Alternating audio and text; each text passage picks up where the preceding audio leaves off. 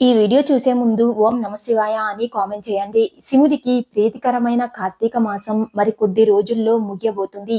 ఈ కార్తీక మాసంలో ప్రతి ఒక్కరూ అత్యంత భక్తి శ్రద్ధలతో శివుడిని పూజిస్తారు.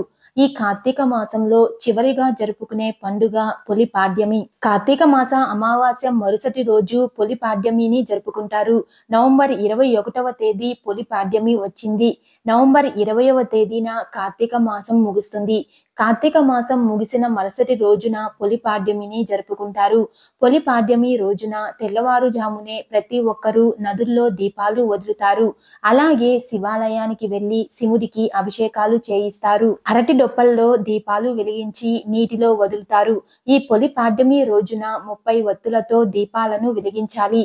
పాడ్యమి రోజున 30 వత్తులతో దీపం వెలిగిస్తే కార్తీక మాసం నెల రోజుల పాటు శివుడికి దీపారాధన చేసినంత పుణ్య ఫలితం లభిస్తుంది. ఈ పాడ్యమి రోజున చేసే పూజలకు కోటి రెట్ల పుణ్య ఫలితం లభిస్తుంది.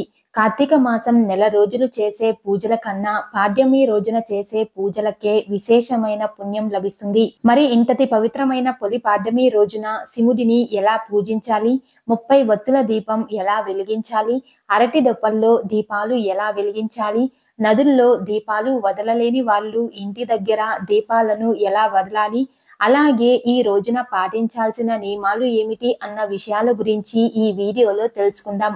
వీడియోని స్కిప్ చేయకుండా చూడండి. మా తెలుగు ట్రూ ఫ్యాక్ట్స్ ఛానల్ ని ఫస్ట్ టైం చూస్తున్నట్లయితే మా ఛానల్ ని సబ్స్క్రైబ్ చేసుకోండి. నవంబర్ 20వ తేదీ ఉదయం 10:30 పొలి పాడ్యమి తిథి ప్రారంభమై నవంబర్ 21 మధ్యాహ్నం 12:40 పాడ్యమి తిథి ముగుస్తుంది.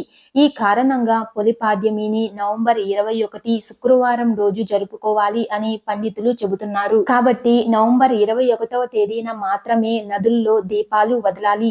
నవంబర్ 21వ తేదీ శుక్రవారం రోజు స్త్రీలు తెల్లవారుజామున నిద్రలేచి ఇంట్లో పూజ చేసుకోవాలి. ముందుగా ఇంట్లో శివ పూజ చేసుకోవాలి. పొలి పాడ్యమి రోజున బ్రహ్మముహూర్తంలో ఇంట్లో పూజ చేసుకుంటే శివుని సంపూర్ణ అనుగ్రహం మీకు ఖచ్చితంగా లభిస్తుంది. బ్రహ్మముహూర్తంలో పూజ చేయలేని వారు ఉదయం 9 గంటల లోపే ఇంట్లో పూజ పూర్తి చేసుకోండి. ఇంటి గడపలకు పసుపు రాసి కుంకుమ బొట్లు పెట్టుకొని ఇల్లంతా పసుపు నీళ్లు చల్లుకొని శివపార్వతుల పటానికి గంధం బొట్లు పెట్టి శివుని చిత్రపటం ముందు దీపారాధన చెయ్యాలి. ఈ పొలి పాడ్యమి రోజున విశేషంగా 30 వత్తులతో దీపారాధన చెయ్యాలి. ఎందుకంటే కార్తీక మాసంలో 30 రోజులు ఉంటాయి. అయితే ఈ పొలి పాడ్యమి రోజున 30 వత్తులు వేసి దీపం వెలిగిస్తే ఈ కార్తీక మాసం నెల రోజుల పాటు శివుడిని పూజించినంత పుణ్య ఫలితం లభిస్తుంది. ఈ పాడ్యమి రోజున ముఖ్యంగా ఆవు నెయ్యితోనే దీపారాధన చేయాలి. లేదా వెన్నతోనైనా దీపాన్ని వెలిగించవచ్చు.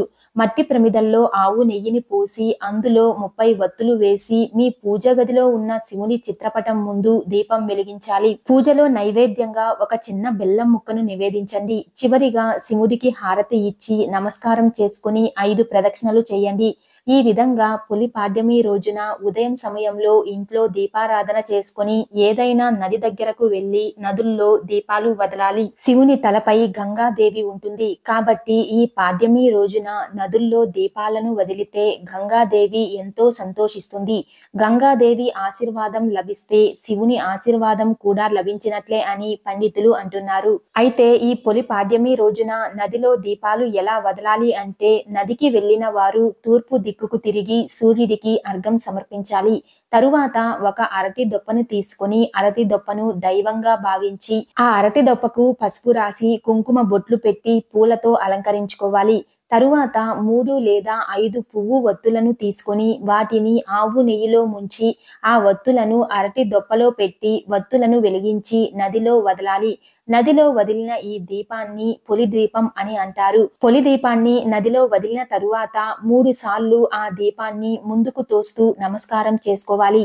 అలాగే నదిలో ఉన్న నీటిని గంగాదేవిగా భావిస్తూ నదిలో పసుపు, కుంకుమలు, పూలు వేసి నదికి నమస్కారం చేసుకుని నదిలో ఉన్న నీటిని తలపైన చల్లుకోవాలి. ఇలా దీపాలు వదిలిన తరువాత ఒక రూపాయి బిళ్ళను మీ చేతిలో పట్టుకొని మీ మనసులో ఏదైనా ఒక కోరిక కోరుకుంటూ 3 ప్రదక్షిణలు చేసి ఆ రూపాయి బిళ్ళను నదిలో వేయండి. ఇలా చేయడం వల్ల మీ మనసులో ఉన్న కోరిక త్వరగా నెరవేరుతుంది. ఈ విధంగా పొలిపాడ్యమి రోజున మధ్యాహ్నం 12 గంటల్లోపు నదుల్లో దీపాలు వదలాలి. అయితే నదులకు వెళ్ళలేని వారు మీ ఇంట్లో ఉన్న తులసి కోట ముందు దీపాలను వదలవచ్చు. తులసి మొక్కలో 33 కోట్ల మంది దేవతలు నివసిస్తారు. కాబట్టి తులసి మొక్క ముందు ఒక పెద్ద పళ్ళెం పెట్టి అందులో నిండుగా నీళ్లు పోసి ఆ నీటిలో పసుపు, కుంకుమ, పూలు అలాగే రూపాయి నాణాలు వేసి అరటి డొప్పలో దీపాలు వెలిగించి వాటిని నీటిలో వదిలి నమస్కారం చేసుకొని ఆ నీటిని తలపైన చల్లుకోవాలి.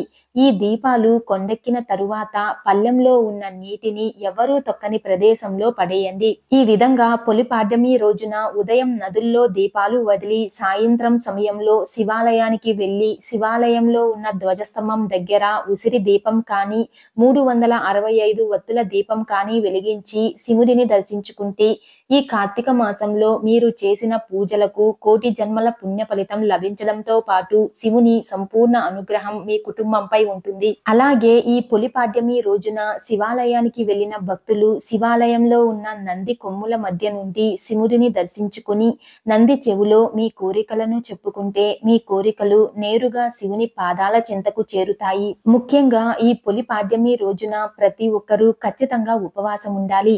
ఈ రోజున చేసే ఉపవాసాలకు ఎంతో పుణ్యం లభిస్తుంది. శివుడు అభిషేక ప్రియుడు కాబట్టి నీటితో కానీ ఆవు పాలతో కానీ ఈ రోజున శివుడికి అభిషేకం చేస్తే శివుని ఆశీర్వాదంతో మీకు ఎలాంటి డబ్బు కష్టాలు లేకుండా జీవితాంతం అష్టైశ్వర్యాలతో జీవిస్తారు. అప్పుల సమస్యలతో బాధపడేవారు ఈ పాడ్యమి రోజున రావి చెట్టు మొదల్లో పసుపు, కుంకుమ, పూలు వేసి మట్టి ప్రమిదలో ఒక నెయ్యి దీపం వెలిగించి రావి చెట్టు చుట్టూ 11 ప్రదక్షిణలు చేస్తే మీకున్న అప్పుల సమస్యలన్నీ వెంటనే తీరిపోతాయి. ముఖ్యంగా ఈ పొలిపాడ్యమి రోజున నదుల్లో దీపాలు వదిలిన వారు ఖచ్చితంగా పొలిపాడ్యమి కథను వినాలి. అప్పుడే మీరు చేసిన పాడ్యమి పూజకు ఫలితం ఉంటుంది. ఈ వీడియో మీకు నచ్చినట్లయితే లైక్ చేసి షేర్ చేయండి. ఇలాంటి మరిన్ని అప్డేట్స్ కోసం మా ఛానల్ ని సబ్స్క్రైబ్ చేసుకోండి.